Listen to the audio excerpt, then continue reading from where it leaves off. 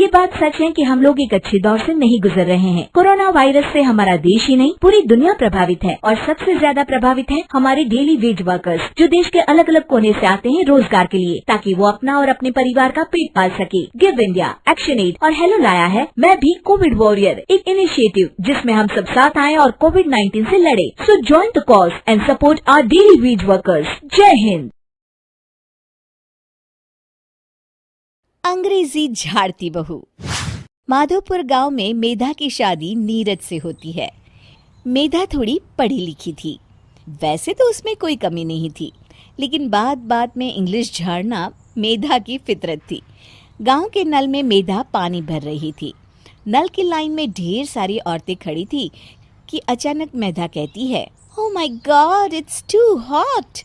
पास खड़ी औरत बोल पड़ती है, अरे आई बड़ी हमें हट बोलने वाली, अरे तू हट यहाँ से, पहले मेरी बाल्टी है, मैं पानी भरूंगी। अरे मैं बोल रही हूँ गर्मी बहुत है, तुम लोग बिल्कुल पढ़ी लिखी नहीं हो क्या? मेधा उन लोगों का मजाक बनाती हुई कहती है। मेधा घर आती है जहाँ उसकी सास बैठकर टीवी देखती है। अरे बहू सुन तो जरा, तेरी शिकायतें बड़ी आ रही है। ये तो बात बात पर लोगों के सामने जो अंग्रेजी झाड़ती है ना, लोग तेरा मजाक बनाते हैं। अरे बनाते हैं तो बनाए, मुझे क्या लेना देना भाई, मैं तो मॉडर्न हूँ, अंग्रेजी नहीं तो क्या भोजपुरी बोलूंगी। तभी पास के पिंजरे में बंद तोता बोलता है, हे बुझाए ठीक बोलत माँ, हे बुझाए ठीक बोलत माँ। तोते की बात सुन मेधा मुंह बनाकर वहाँ से निकल जाती है। घर में सब्जी खत्म हो जाती है।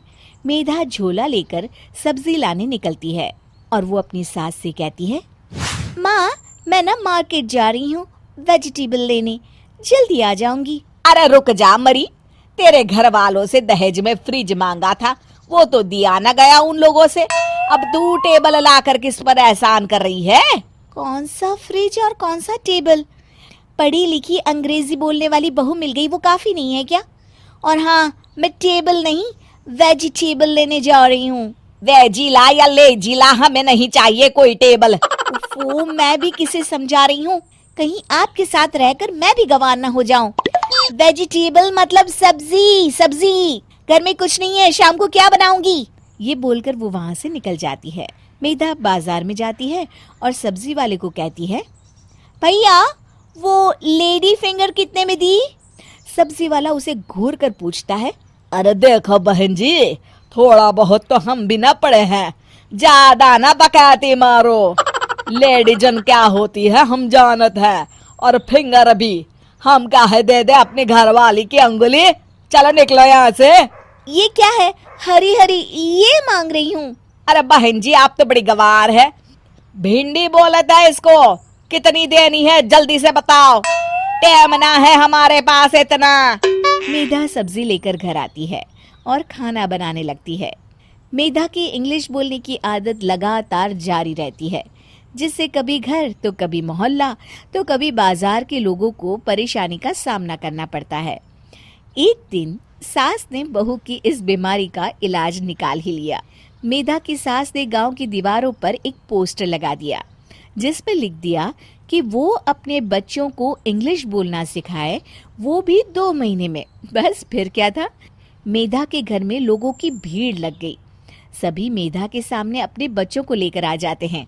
अरे मैडम जी, सुना है आप अंग्रेजी बहुत अच्छी बोल लेती हैं। पढ़ा भी लेती है क्या? अब हम तो अपने बच्चों को आपसे ही अंग्रेजी पढ़वाएंगे, सुना है बहुत ही अच्छे पढ़ा लेती हैं आप। अरे हम पैसे भी दे देंगे, बस आप हमारे बचपन को ना पढ़ा दीजिए। मेधा एक साथ इतने बच्चे देखकर सोच में लग जाती है। अरे वाह, इतने सारे बच्चे, एक बच्चे से 100 भी लेती हूँ तो पर चाइल्ड 100 तो कितना होगा? वो मन ही मन में कैलकुलेशन करती है। अब मेधा ज्यादातर गांव के बच्चों के सामने अंग्रेजी झाड़ती रहती है और सास चैन की सांस लेती है।